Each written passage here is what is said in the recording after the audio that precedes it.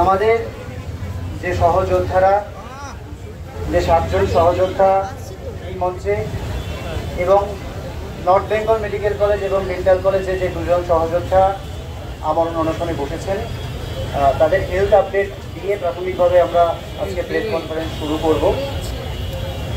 এখানে যে 7 জন সহযোদ্ধা আমাদের সহকর্মী আমরণ অনশনে বসেছেন, আজকে 72 ঘন্টা পেরিয়েছে। তাদের শারীরিক অবস্থা বেশ উদ্বেগজনক, রক্তে শর্করার মাত্রা কমছে। তাদের শারীরিক অবস্থা নিয়ে আমরাও বেশ উদ্বিগ্ন, কিন্তু তারা মানসিকভাবে এখনো যথেষ্ট দৃঢ় রয়েছেন, মানসিকভাবে অত্যন্ত শক্ত জায়গায় রয়েছেন। আমরা তাদের শারীরিক অবস্থার উপর নজর রাখছি, কিন্তু একটা কথা বলে নেওয়া জরুরি যে এই যে সবার উদ্বেগ, শুধু আমরা উদ্বিগ্ন এরকম নয়। আজকে যে বহু সাধারণ মানুষ আমাদের পাশে এসে দাঁড়িয়েছেন, বিভিন্ন সিনিয়র টিচাররা, ফ্যাকাল্টিরা, অন্যান্য স্বাস্থ্যকর্মী, সাধারণ মানুষ এসে দাঁড়িয়েছেন, তারা প্রত্যেকেই যে উদ্বিগ্ন বোধ করছেন, সেই উদ্বেগের জায়গাটা সরকারের তরফ থেকে যে একটা দেখানোর কথা ছিল তা কিন্তু আমরা দেখতে পাচ্ছি না। তারা কিন্তু যথারীতি বেশ নিশ্চুপ, বেশ নির্লিপ্ত। কি কারণে তাদের এই ভূমিকা আমরা বুঝতে পারছি না, বরঞ্চ দেখতে পাচ্ছি শাসক দলের বিভিন্ন মুখপত্র বলতে পারেন, তাদের কাছ থেকে বিভিন্ন ব্যঙ্গাত্মক বিভিন্ন কথাবার্তা উঠে আসছে যে অনশনের নামে নাটক চলছে ইত্যাদি নানা কিছু। তো যাই হোক, এইসব বলে আমাদের অনশনকারী যে সহযোদ্ধা, তাদের মানসিক দৃঢ়তা ভেঙে তো দেওয়া যাবেই না। ওভারঅল আমাদের আন্দোলনের শক্তি কোনোভাবেই কমানো যাবে না। আজকে দ্বিতীয় বিষয়, আজকের কর্মসূচি হিসেবে বহু সাধারণ মানুষ, সিনিয়র ডাক্তার, স্বাস্থ্যকর্মী, তারা সকাল 9টা থেকে রাত্রি 9টা অবধি প্রতীকী অনশনে বসেছিলেন সংহতিতে। রাত্রি 9টা সদ্য শেষ হয়েছে, এখানেই বহু মানুষ ছিলেন। তাদেরকে অনুরোধ করব এবার তাদের যে প্রতীকী অনশন সেটা যাতে তারা শেষ করেন, সেটা আমরা এই প্রেস কনফারেন্সের মাধ্যমে বলতে চাইছি। এবার তারা প্রতীকী অনশন তারা যে সংহতিতে করছেন তারা যাতে তারা শেষ করেন। এরপর যে বিষয়টি বলে নেওয়ার কথা, গতকাল চিফ সেক্রেটারি একটি প্রেস মিট করেছেন, সে বিষয়ে কয়েকটা কথা বলে নেওয়া জরুরি বলে মনে হচ্ছে। প্রথমত, সেখানে কিছু অদ্ভুত কথা বলা হয়েছে, কোনো কথাই আমাদের নতুন লাগেনি। একটা কথা বলা হয়েছে যে 90% কাজ কিছুদিনের মধ্যে নাকি কমপ্লিট হয়ে যাবে। আমি বলছি, এই যে গোটা কাজ আসলে 100% মানে কতটা, সেটা তো আমাদের সাথে কথা বলে আলোচনা করে ঠিক করার কথা ছিল। কতটা কাজের 90% আর কতটা কাজের 26% তারা আগের দিন সুপ্রিম কোর্টে বলেছিল, তা নিয়ে আমরা বুঝতে পারছি না। আমরা কিন্তু কাজের যা অগ্রগতি দেখছি, আজকেও হচ্ছে কাটোয়া হাসপাতালে একটি ঘটনা ঘটেছে, এরকম নানা ঘটনা কিন্তু ইতিমধ্যে ঘটে চলেছে। ফলত কাজের অগ্রগতি নিয়ে কিন্তু আমরা যথেষ্ট সন্দিহান। ফলত আমাদের সাথে আলোচনা ব্যতি রেখে কি করে তারা কাজের অগ্রগতি সম্পর্কে এরকম 50%, 90% তারা করবেন এরকম ইত্যাদি বলছেন, আমরা বুঝতে পারছি না। দ্বিতীয়ত, কালকে একটা অত্যন্ত অদ্ভুত কথা তিনি বলেছেন যে এই জিনিস আমরা করছি, অতএব তোমরা কাজে ফিরে যাও। এই কথাটা আমাদের কাছে অত্যন্ত অপমানজনক মনে হয়েছে, কেননা আমরা ঠিক আজ থেকে 72 ঘন্টা আগে, 72 ঘন্টার আগে, তারও আগে 24 ঘন্টা একটা সময় দিয়ে আমরা কিন্তু আমাদের কর্মগুলিতে পূর্ণ প্রত্যাহার করেছিলাম জনগণের পাশে দাঁড়িয়ে, এবং আমরা এবং রোগীরা যে একটাই পক্ষ, সেই বার্তাটা জানানোর জন্য। ফলত আমাদের কাজে ফিরতে বলা আবার কেন, এই কথাটা আমাদের কিন্তু একদমই মাথায় ঢোকেনি। তাহলে কি তিনি বলছেন, মানে আমাদের নয়, আসলে যে আমাদের যে এখানে 7 জন সহযোদ্ধা এবং নর্থ বেঙ্গলে যে 2 জন সহযোদ্ধারা আমরণ অনশনে রয়েছেন, তাদের কাজে ফিরতে বলার জন্য কোনোভাবে তারা চাপ সৃষ্টি করতে চাইছেন? আমরা কিন্তু এটা বুঝতে পারছি না, এবং এটাতে কিন্তু আমরা যথেষ্ট অপমানজনক একটা ফিলিং আমাদের হয়েছে। এবং এই কথাটা তিনি পাশে নিয়ে বলেছেন যাকে, তিনি হচ্ছেন স্বাস্থ্য সচিব নারায়ণ স্বরূপ নিগম, যার অপসারণের দাবি আমাদের এই 10 দফা দাবির মধ্যে অন্যতম উল্লেখযোগ্য। আর একটাও অ্যাভয়েড যাতে না হতে পারে, স্বাস্থ্যক্ষেত্রে দুর্নীতির সমস্ত দায় নিয়ে তাকে অপসারণ করতে হবে, এই দাবিটা কিন্তু ছিল। তো কালকের এই প্রেস রিলিজ আমাদের কাছে অত্যন্ত হতাশাজনক, এবং আমরা কিন্তু এটাতে অপমান বোধ করেছি। দ্বিতীয়, আজকে আমাদের বিভিন্ন মেডিকেল কলেজের সিনিয়র ডাক্তাররা, সিনিয়র ফ্যাকাল্টিরা, প্রাথমিকভাবে আরজিকর মেডিকেল কলেজের সিনিয়র ফ্যাকাল্টিরা, তারা আমাদের পাশে দাঁড়িয়ে বলতে তাদের ছাত্রছাত্রী সহ আমাদের যে সহযোদ্ধারা আমরণ অনশনে রয়েছেন তাদের প্রতি সংহতিতে বা কি বলবো, তাদের এই যন্ত্রণা সহ্য না করতে পেরে গণ ইস্তফার একটি সিদ্ধান্ত নেন এবং সেই কথাটি তারা সংবাদ মাধ্যমে জানান। এবং আরজি করের পর মেডিকেল কলেজ কলকাতা, এসএসকেএম হাসপাতাল, সেখানেও আমাদের যে শিক্ষক চিকিৎসকরা রয়েছেন, স্যার ম্যাডামরা রয়েছেন, তারা একটা 24 ঘন্টার আলটিমেটাম দিয়েছেন যে এই যে অনশনকারী আমাদের সহযোদ্ধারা রয়েছে তাদের স্বাস্থ্যের কথা ভেবে তারা উদ্বিগ্ন এবং সরকার অবিলম্বে ব্যবস্থার একটা দ্রুত আলোচনার মাধ্যমে এটা সমাধান করুক। সেই জায়গা থেকে তারাও কিন্তু 24 ঘন্টা একটা আলটিমেটাম দিয়ে গণ ইস্তফার কথা বলেছেন। তো সেই জায়গায় তাদের এই যে আমাদের পাশে থাকা, এটা আমাদের মনোবলকে আরো বাড়িয়েছে। আমাদের তো বাড়িয়েছেই, তার সাথে এই যে আমাদের অনশনকারী সহযোদ্ধা তাদের মনোবল বাড়িয়েছে। কিন্তু খুব অদ্ভুত কথা, তার কিছুক্ষণ পর থেকে আমরা শুনতে পাই আমাদের এই শিক্ষক চিকিৎসক যারা এরকম কথা বলছিলেন তাদের ওপর নানাভাবে প্রশাসনিক এবং সরকারিভাবে চাপ সৃষ্টি করা হচ্ছে যে তারা এই পদক্ষেপ কেন নিয়েছেন তার জবাবদিহি একরকমভাবে চাওয়া হচ্ছে। আমরা জানি না এই কতটা সত্যি কতটা মিথ্যা, আমাদের খোঁজ নিতে হবে। কিন্তু যদি এটা সত্যি হয়ে থাকে আমরা কিন্তু হুঁশিয়ারি দিচ্ছি, আমাদের পাশে দাঁড়িয়ে আমাদের স্যার ম্যাডামেরা এই যে আমাদের পাশে দাঁড়িয়ে যে পদক্ষেপ নিচ্ছেন তাকেও যদি একটাভাবে কোনোভাবে অন্যায়ভাবে দমিয়ে দেওয়ার চেষ্টা হয় তাহলে কিন্তু আমাদের আন্দোলন আরো তীব্রতর হবে, এইটুকু বলে রাখা। তৃতীয় কথা, আজকে প্রথমত এসএসকেএম হসপিটাল থেকে আমাদের সিনিয়র ফ্যাকাল্টিরা মিছিল করে এসেছিলেন এবং দ্বিতীয়ত আজকে কলেজ স্কোয়ার থেকে যে মিছিলটি ছিল আপনারা সকলেই জানেন পুলিশ নানা অজুহাতে সেটি পারমিশন ক্যান্সেল করে। তারপর শেষত আমরা বিকল্প রুটে আমাদের যে সংগঠকরা তারা ছিলেন আমরা তাদের ডাক দিইনি, কিন্তু তারা আমাদের পাশে থাকার ডাক দিয়ে যে সংগঠকেরা ডাক দিয়েছেন তারা আমাদের জানান যে মেডিকেল কলেজ কলকাতা 6 নম্বর গেট থেকে সেই মিছিলটি হবে। সেই মিছিলটিতে কার্যত আমরা দেখলাম মহাপঞ্চমীর দিন এক মহা মিছিল সেটা পরিণত হলো একটা জনজোয়ার আমরা দেখলাম। আমরা কিন্তু এতটা যে আমাদের পাশে মানুষ আজকেও থাকবেন, আমাদের সংগঠিতে মানুষ থাকবেন, এটা দেখে আমরা আপ্লুত এবং আমরা বুঝতে পারছি যে আন্দোলন, যে নাগরিক আন্দোলন, সাধারণ মানুষের নিজেদের আন্দোলন, প্রত্যেকের আবেগের জায়গাটা, মানবিকতার জায়গাটা প্রত্যেকে যে রেখেছেন তাকে কিন্তু একটা সংগ্রামী কুর্নিশ আমরা জানাই। কিন্তু আমরা একদিক থেকে একটাভাবে ক্ষমা চেয়ে নিতে বাধ্য হচ্ছি প্রত্যেকের কাছে, কেননা আপনারা সকলেই জানেন আমাদের যে এই স্ট্রাকচারটা, পুলিশ এই স্ট্রাকচারটাকে সেরকম ভাবে বাড়াতে দেয়নি, আমাদের পদে পদে বাধা দিয়েছে। ফলে অনেকেই যারা ভেতরে ঢুকতে চেয়েছিলেন তাদের অনেকেই হয়তো আমরা ভেতরে ঢুকতে পারিনি, মানে দিতে পারিনি, বা অনেকেই হয়তো অনশনকারীদের একবার চোখের দেখা দেখতে চেয়েছিলেন, হয়তো তারা একটাভাবে দেখতে পাননি, একটাভাবে মনোক্ষুণ্ণ একটা হয়েছেন। তো তাদের কাছে আমরা করজোরে ক্ষমা চেয়ে নেব। এরপর তারা আমাদের যে সহযোদ্ধারা রয়েছে সেই সহযোদ্ধারা 72 ঘন্টা পেরোলো, এখনো কিন্তু জল ছাড়া একটা দানাও তাদের মুখে পড়েনি। এবং এর পরেও যে নোংরা ভাবে আক্রমণ চলছে,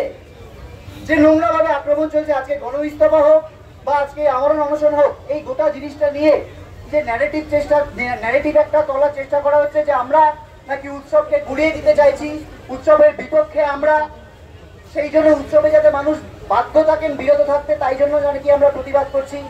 আমরা জানতে চাই আজকে যে জনজোয়ার এটাই প্রমাণ করছে যে মানুষ কিন্তু আসলে এই প্রতিবাদের উৎসব, শোকের উৎসব, দ্রোহের উৎসব, এটাকেই একটাভাবে উৎসবে সামিল হওয়া ভাবছেন এবং সেই জায়গা থেকেই কিন্তু তারা আমাদের পাশে থাকছেন। আমাদের কর্মসূচি হিসেবে আগামীকাল মহাষষ্ঠী, আমাদের ওয়েস্ট বেঙ্গল জুনিয়র ডক্টরস ফ্রন্টের পক্ষ থেকে মহাষষ্ঠীর অভয়া পরিক্রমা বলে একটি কর্মসূচি আমরা নিয়েছি। সেখানে উৎসবেরও একটাই ডাক, আমার দুর্গারা বিচার পাক, এই দাবিকে সামনে রেখে তিলোত্তমা অভয়া এবং উমা, জয়নগরের উমা, তাদের প্রতীকী মূর্তি সামনে রেখে বিভিন্ন প্যান্ডেলে গর্জে উঠুক প্রতিবাদের প্রতিধ্বনি। আমরা সাউথ কলকাতা এবং নর্থ কলকাতার বিভিন্ন জায়গায় ম্যাটাডোরে করে তিলোত্তমা এবং উমার প্রতীকী মূর্তিকে নিয়ে এবং আমাদের যে বিচারের দাবিতে আমাদের যে লড়াই চলছে, সেই 10 দফা লড়াই আসলে কেন আরেকটা অভয়াকে রুখে দেওয়ার লড়াই এবং তার সেই লড়াইয়ের দাবি সেটাকে ছড়িয়ে দেওয়ার জন্য কিন্তু কালকে আমরা এই পুজো পরিক্রমায় বেরোবো। এবং আরেকটা কথা জানিয়ে দেওয়া, আমাদের এই 10 দফা দাবি যে 1 অভয়ের ন্যায় বিচারের দাবি এবং 2 আর একটা অভয়া যাতে না হয় তার দাবি এবং তার সাপোর্ট হিসেবে বাকি 9টা দাবি, সেটার জন্য আমরা একটা লিফলেট বা প্যাম্পলেট আমরা নিয়েছি, আমরা ছাপিয়েছি। আমরা কিন্তু এই পুজো পরিক্রমা থেকেও বিভিন্ন জায়গায় সেটা দেব এবং প্রত্যেক শুভবুদ্ধি সম্পন্ন মানুষ, সংগঠক, তাদেরকে অনুরোধ করবো আমাদের কাছ থেকে যাতে এই প্যাম্পলেট এবং লিফলেটগুলো সংগ্রহ আপনারা করুন, আমাদের কাছ থেকে নিয়ে যান এবং প্রত্যেকটা পুজো প্যান্ডেলে নিজেদের পাড়ায় পাড়ায় এগুলো যদি ছড়িয়ে দিতে সাহায্য করেন তাহলে আমরা অত্যন্ত উপকৃত হব। কেননা আমরা নিজেরা হাসপাতালে কাজ করছি, আজকে আমরা রক্তমাখা অ্যাপ্রন করে হাসপাতালে কাজ করেছি, প্রতীকী অনশন করতে করতে বহু জায়গায় কাজ হচ্ছে, এখানে অনশন চলছে, কালকে পুজো পরিক্রমা। ফলত আপনারা যদি এই সাহায্যের হাতটা বাড়ান, আমাদের এই যে লিফলেট প্যাম্পলেট এটা যদি প্রত্যেক জায়গায় ছড়িয়ে দেওয়ার একটা দায়িত্ব প্রত্যেক সংগঠকেরা নেন তাহলে আমরা অত্যন্ত খুশি হব এবং এটাই আপনাদের কাছে অনুরোধ থাকবে। ধন্যবাদ। বলছি 72 ঘন্টা পেরিয়ে গেল, এখনো পর্যন্ত লাইভ বন্ধ করে দিচ্ছি, ভিডিও দিচ্ছি। 72 ঘন্টা পেরিয়ে গেল, এখনো পর্যন্ত সরকারের পক্ষ থেকে কোনো পদক্ষেপ করা হলো না। আপনারা এর পরবর্তীকালে কি পদক্ষেপ করবেন? দেখুন, আমাদের পদক্ষেপ করা কি, আমরা তো আমাদের সহযোদ্ধারা নিজেদের জীবন বাজি রেখেছে, তারা শেষ 72 ঘন্টা কিছু খায়নি অবধি। তারপর পদক্ষেপ গ্রহণ করা আর কি, আমরা তো এই পদক্ষেপ গ্রহণ করেই তারা আন্দোলনে বসেছে, অনশনে বসেছে। পদক্ষেপ গ্রহণ করতে হলে তো সরকারকে পদক্ষেপ গ্রহণ করতে হবে, সরকারকে একটা আলোচনার রাস্তায় আসতে হবে, সরকারকে সদিচ্ছা দেখাতে হবে, মানবিকতা দেখাতে হবে। আজকে এত মানুষ মানবিকতার খাতিরে আমাদের পাশে দাঁড়াচ্ছেন এবং সেখানে আমাদেরকে অপমান করা হচ্ছে, আমাদেরকে নাটক বলে ছোট করা হচ্ছে। এই পদক্ষেপ পুলিশই, আজকে পুলিশ এতবার বাধা দিয়েছে, আজকে যে মিছিল ছিল তার পারমিশন দেওয়া হয়নি, বায়োটয়লেট ঢোকানো থেকে শুরু করে পানীয় জল ঢোকানো থেকে শুরু করে এতভাবে বাধা দেওয়া হয়েছে। পদক্ষেপ তো সরকারকে দিতে হবে, এটুকুই। অভয়া পরিক্রমা বলতে সাউথ কলকাতা এবং নর্থ কলকাতায় কিছু ম্যাটাডর নিয়ে ওয়েস্ট বেঙ্গল জুনিয়র ডক্টর ফ্রন্টের কিছু প্রতিনিধি, তারা আমাদের যে বিচারের দাবিগুলো এবং অভয়া এবং উমার প্রতীকী মূর্তি নিয়ে আমরা সেখানে পরিক্রমা করব বিভিন্ন পুজো প্যান্ডেলে এবং আমাদের যে দাবিগুলো সেখানে ছড়িয়ে দেওয়ার চেষ্টা করব।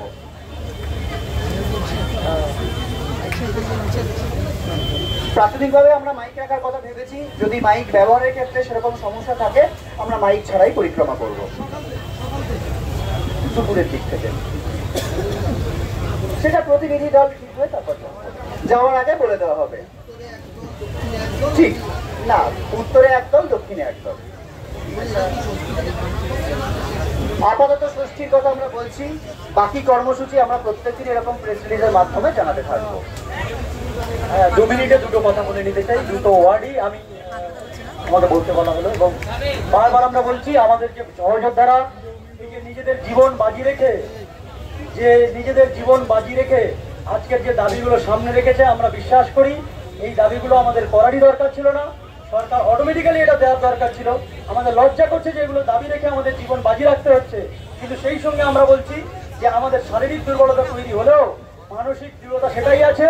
ওই যে দুটো ওয়ার্ড, যেমন আরজিকর, জয়নগর যা ঘটনা ঘটলো, মনে রাখবেন এখানে নারী এবং শিক্ষা এই দুটোর বিরুদ্ধে যে যুদ্ধ চলছে, যে নোংরা যুদ্ধ, আমরা এই দুটোকেই বাঁচানোর লড়াই করছি। বারবার সাধারণ মানুষের কাছে আবেদন করব, নারী এবং শিক্ষা এই দুটো বাঁচান। এই দুটো যদি আপনি বাঁচাতে পারেন, আপনার ঘর থেকে সুশিক্ষিত সন্তান বেরোবে, আপনার ঘর থেকে নতুন একটা পৃথিবী, নতুন একটা সুন্দর পৃথিবী বেরোনোর চেষ্টা হবে। তাই আপনারা সমাজ সংস্কারের যে ডাক আমাদের এই প্রতীকী জায়গা থেকে আমরা দিচ্ছি, মনে রাখবেন আমাদের মায়েদেরকে সুরক্ষিত করতে হবে আর শিক্ষাটাকে সুরক্ষিত করতে হবে। এই দুটো ওয়ার্ডকে খুব শক্তিশালীভাবে আমাদেরকে প্রতিবাদ জানাতে হবে, এই দুটো জিনিস যেন সুরক্ষিত থাকে সেটা। সেই সঙ্গে একটা ঘোষণা করছি, 9 অক্টোবর আগামীকাল আমাদের আরজিকরে, যেহেতু আমাদের আরজিকরের ঘটনা ঘটেছিল এবং অভয়া দিদির স্মরণে আমরা একটা ব্লাড ডোনেশন ক্যাম্প করছি আগামীকাল। সব এবং যাদের করা সম্ভব হবে আপনারা আসবেন, দলে দলে রক্তদান করবেন, আমরাও রক্তদান করব, সবাই মিলে মানুষের পাশে দাঁড়াবো। আমাদের এই যুদ্ধটা মানুষের পাশে দাঁড়ানোর যুদ্ধ, নাকি মানুষকে ডিভিশন করার যুদ্ধ নয়। এই যে উৎসব আলাদা করে দিয়ে প্রতিবাদ আলাদা করার যে চক্রান্ত চলছে, আমরা বারবার বলছি যারা উৎসব করছেন তারাও প্রতিবাদের ভাষা নিয়ে আমাদের সঙ্গে আসছেন, সেটাকেও আমরা কর্নিশ জানাচ্ছি। আপনি উৎসবও করুন, আমাদের সঙ্গে আসুন, সবাই মিলে আমরা প্রতিবাদের ভাষা না হারিয়ে যায়, আমরা প্রতিবাদের ভাষাটাকে রাখি এবং এই অন্যায়ের বিরুদ্ধে জয় আমাদের হবেই। এই দৃঢ় প্রতিজ্ঞ এবং এইরকম ভাবে দৃঢ় মানসিকতা নিয়ে আমরা যেমন আছি, আমাদের এই 7 জন সহযোদ্ধা নিজের জীবন বাজি রেখে এর সঙ্গে মেডিকেল কলেজে নর্থ বেঙ্গল মেডিকেল কলেজে আরো 2 জন 9 জন সহযোদ্ধা এবং অন্যান্য মেডিকেল কলেজে আরো শুরু হয়েছে, এক এক করে আমরা পরে বলবো, সবাই নিজেদের জীবন বাজি রেখেছে এইরকম একটা জায়গা আসতে। জয় আমাদের হবেই, আপনারা পাশে আছেন, পাশে থাকুন, জয় আমরা ছিনিয়ে আনবো, এটুকু আমরা বলতে পারি।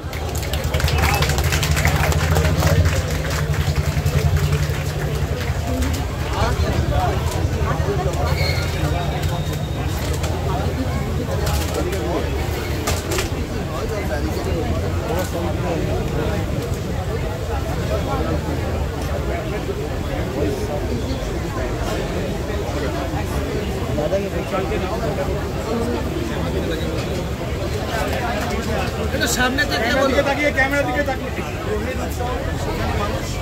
অংশগ্রহণ করছেন এবং নিজেদের বলেই মনে করছেন। আজকে যে 7 জন আমাদের সহযোগিতা এখানে রয়েছেন তারা আসলে প্রত্যেকেরই পায়, প্রত্যেকেরই পায়। কলকাতা পুলিশ ওই সময় দাঁড়িয়ে যে একটা লেন দিকে যান চলাচল হয় একটু পেছনে করে দিয়েছে।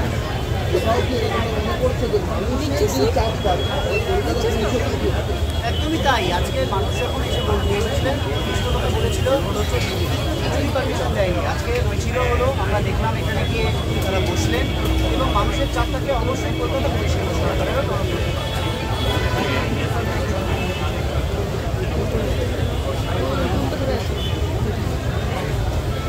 হয়ে গেছে তো ভাই, বন্ধ কর, আরো আছে।